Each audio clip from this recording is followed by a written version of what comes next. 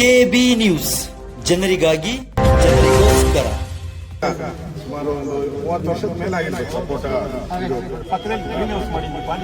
Poly house ಇದೆ, ತೆಂಗಿನ ಮರ ಇದೆ. ಇದೆಲ್ಲ ನಮ್ಮ ಕಣ್ಣಿಗೆ ಕಾಣುವಂತ ಗ್ರೀನರಿ.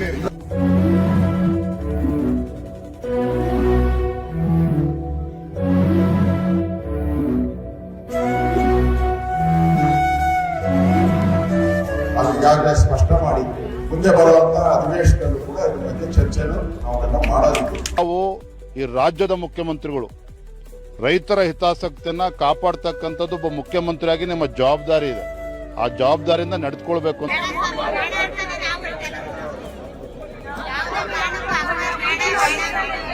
ನಮಗೆ ಈ ಭೂಸ್ವಾಧೀನ ಆಗೋದು ನಮ್ಗೆ ಇಷ್ಟನೇ ಇಲ್ಲ. ಈ ಭೂಸ್ವಾಧೀನ ಆಗೋದು ನಮ್ಗೆ ಇಷ್ಟ ಇಲ್ಲ.